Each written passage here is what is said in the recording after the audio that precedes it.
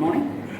In this video class, we will understand the lab experiment is angle measurement using science center. Okay.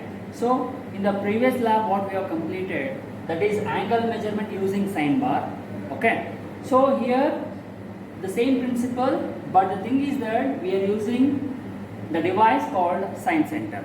So first of all, before understanding this science center experiment, or we can say angle measurement using science center, before starting this particular experiment, let us understand what do you mean by science center, and also we know about what are the differences you can find here with this one science center and the sine bar. That is the differentiate between the science center and sine bar. So first we will discuss with the sine bar, already completed. Okay, this is what a simple device. We can see you have already conducted experiment. So for this particular device, here we can understand the concept of about the sine bar. Here with respect to this particular given specimen, this is very simple. Okay, very compact with respect to the what you are going to conduct for this particular experiment. Okay, this can be hold. Okay, so for this particular specimen, here you can see the minor diameter, major diameter, length of the specimen. Okay, and this is made of metal. Okay, so it is very smooth, very finely surfaced and finely smooth. We can say made up of very soft in nature with respect to the material. What you are going to see that for this particular sine bar.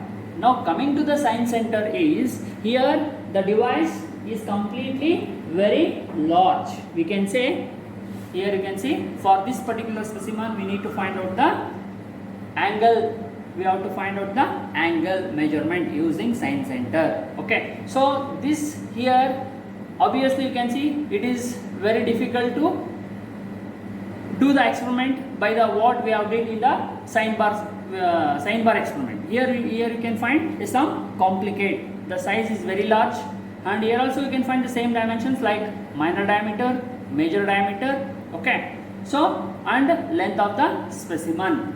But apart from this, here one more important aspect is we can able to place the specimen in such a way that in between the major diameter and the minor diameter, here you can see some kind of groove in the specimen. This can be hold in a science center, like it is going to hold. So this is what the provision is made for this particular experiment with respect to the science center. Okay, so this is what the major difference with respect to the specimen and as well as the holding of this particular specimen using science center. But for the sine bar, there is no provision of holding the specimen like this. For the science center, we have a holding grip for this particular specimen. So here this can be held very firmly. And one more thing is this dimension is very large when compared to the sine bar. Here you can see the science center is very larger in size. Okay. Now we understand, coming to the aim of the experiment, to determine the angle of the given tapered component using science center. We can say it is a tapered. So obviously we already know what do you mean by sine bar principle, or we can say angle measurement here. Here that whatever the flat surface, or we can say in order to find the angle for the given specimen, we have to go for using a sine bar or science center. That is what the major thing is. We need to find out the flat, or we can say roughness of the given specimen, or we have one more important in order to find out the angle of the given specimen. So here you can see a very light taper. That is what tapered component. This is tapered component. The given component is what? It is very tapered. For this particular taper component, you have to use what you are going to use by the use of science center. Coming to the tools required: surface plate, dial indicator, science center, specimen, slip gauge set and vernier caliper. You already know what are the tools required. That is surface plate in order to conduct the experiment, dial indicator in order to get the dial readings with respect to the dial indicator, science center, this is what device we are going to use, and the specimen, this is what the specimen you are going to find out the science center specimen. Then we have a M112 slip gauge set and vernier caliper. Okay, these are the tools required. Coming to the observation part, you already know in the last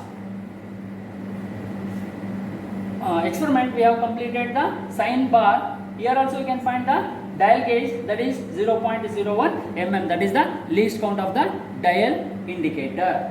Coming to this tabular column, theoretical, in the tabular column we have a theoretical theta, slip gauge height, dial gauge reading we have a some other classification. So in the dial gauge reading we have a initial reading, final reading, difference, okay, and the total value of h, that is the height we are going to calculate, and the practical angle of the given component. So initially we have to find out the height of the specimen. So in practical we are going to deal with the calculating in theoretical aspect. How you are going to calculate the theoretical aspect means we have a some kind of dimensions with the given specimen. For example, this is the specimen, we need to find out the length. We are going to do very theoretical aspect by using particular dimension of the given specimen. We are going to calculate the theoretical value for the theta. For that we have a off angle formula with a tapered specimen. So this is the what formula we are going to use, that is tan theta d minus d divided by 2l, that is length is very small, we can say small l. We are going to use the length of the specimen, where d is the major diameter of the specimen, d is the minor diameter of the specimen, and length is the specimen, or we can say l is the length of the specimen, like the major diameter, minor diameter, and the length of the specimen. So once I am going to use by the vernier caliper, okay, by the consideration of using the vernier caliper, I am going to measure the major diameter, minor diameter, and the length of the specimen. These are the values. I obtained these values and I am going to substitute this value in the given formula, okay, that is d is the 50 mm minus small d is the 25 mm and length is the 150, 2 into 150, that is, okay, that I am going to find out that this is the theoretical aspect. In order to calculate the theoretical value, that is angle tan inverse of, by substituting these values I got the 4.76, that is 4 degree 76 minutes, that is I am going to write in the first theoretical value, okay. So I got theoretical value is 4.76. So next we will go for the slip gauge height. In order to find the slip gauge height, here one more formula we have, that is h is equal to L sin theta, okay. So here, when coming to the slip gauge height, we have a formula h is equal to L sin theta. I am going to substitute the values by using these particular units, that is by the formula h is equal to L sin theta. I know length of the specimen, that is with respect to the sine center we have to take, okay. So in the conduction of the experiment we can easily understand what is the length, that is here capital L is the sine center length, okay, that is 200 into sine theta. Theta I am going to replace with the theoretical value, that is theta 4.76, that is in the tabular column theoretical value calculated, no, that value we have to substitute in the sin theta value, that I am going to value get the 16.59, okay. This is what slip gauge height. So this is what h is equal to 16.59 mm, that is what calculated height of the slip gauge. So this slip gauge height, this height we need to adjust with the help of a slip gauge set, okay. This is what theoretical aspect. So coming to the slip gauge height, how you are going to set the value 6.59 is, we in the slip gauge set we have a different dimensions of the slip gauge set, okay, that we need to arrangement in the such a way that we got the value 16.59 mm. For the 16.59 mm in the slip gauge set, it is directly available 1.09 mm. So in that, if I reduce the value with respect to the particular slip gauge set, first slip gauge set I got the 15.50, and in the same slip gauge set we have an option of 1.5 mm slip gauge set. With respect to the particular value, I am going to reduce, or we can say subtract this value by the 1.5. I got 14.00 value that can easily available with the slip gauge set in the M112 slip gauge set. So first set, second set and third set, okay. Now I got the values. I am going to make a, by ringing phenomena, I have to adjust in such a way that 1.09 mm, 1.5 mm and 14 14 mm, I am going to take the specimen, or we can say slip sets in the M112 slip gauge set. So I am going to, by the usage of these three sets, I am going to make a ringing phenomena. By that I am going to make a height of the given specimen, and I am going to place below the sign center. Okay, so this is what the value got in the by theoretical concept. Look here, this is what the sign center device. So in this device I am going to fix a given specimen, this one. Okay, this is the tapered angle specimen I am going to fix in between these two centers. Okay, so here we have a sign center device. Here you can see the rollers fixed distance, that is I am going to measure this particular length of the specimen, or we can say length of the sign center is from this point to this point. This is exactly 200 mm. You can see here from this point to this point. Okay, so the length of the specimen, length of the sign center is 200 mm. Okay, and here you can see the dial indicator. Okay, so same thing here, we have to adjust the 0 value, that is 0 indicating the dial gauge. Okay, so these are the devices we are going to use in order to find the given sign center for the given specimen. And one more thing is here, you can see the slip gauge set. Okay, so for this slip gauge set I need to adjust the values in such a way that whatever the values we got from theoretical value, that we need to adjust by the usage of these slip gauge set, and I need to place the slip gauge set below the sign center. Here you can see this is the fixed end of the specimen, this is the fixed end and this is the free end. Okay, so by the conduction of the experiment you can easily understand what are the values you are going to get and how you are going to calculate the angle by using given specimen. Okay, now you see here, this is the sign center, the specimen is fixed, and the dial indicator. The dial indicator is reading 0 value. Okay, you can see here the reading is indicating 0 value.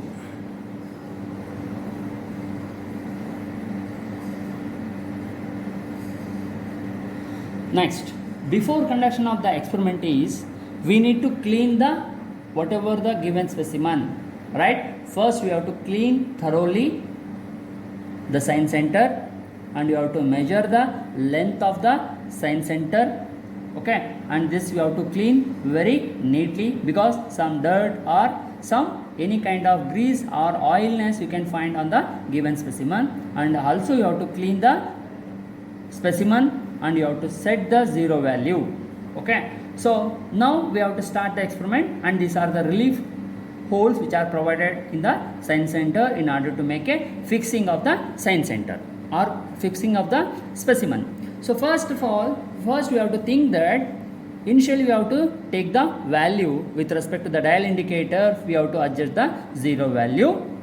And before conduction of the experiment, first of all we have to set the slip gauge set.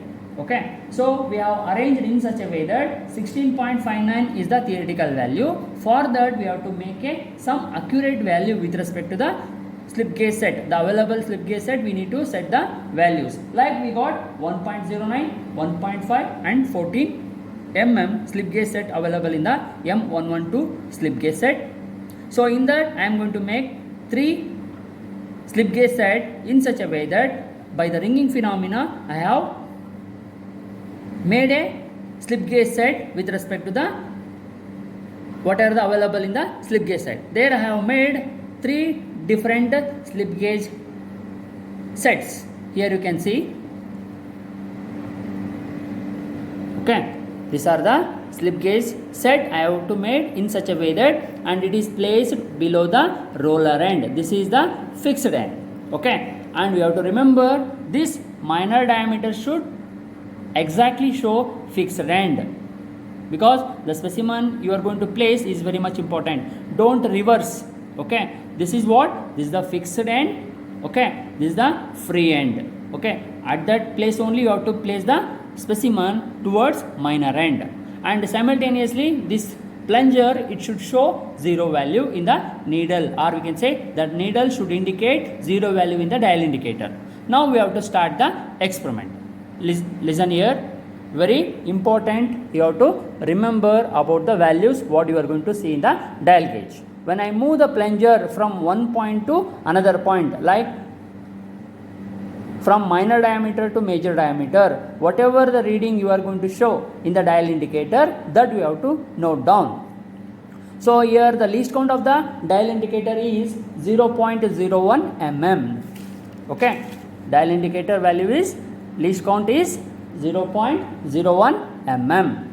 When it rotates one complete revolution, that is one cycle, or we can say one revolution.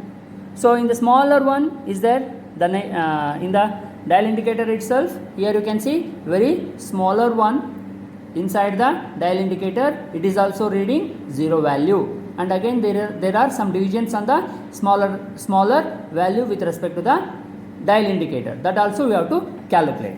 Okay, so initially we have to, it is dial indicator, we have to take as 0, that is in the tabular column initial reading H1 is equal to 0. Now we have to start the experiment. See here, I am going to move the dial indicator, the needle is going to deflect. It starts moving forward, backward.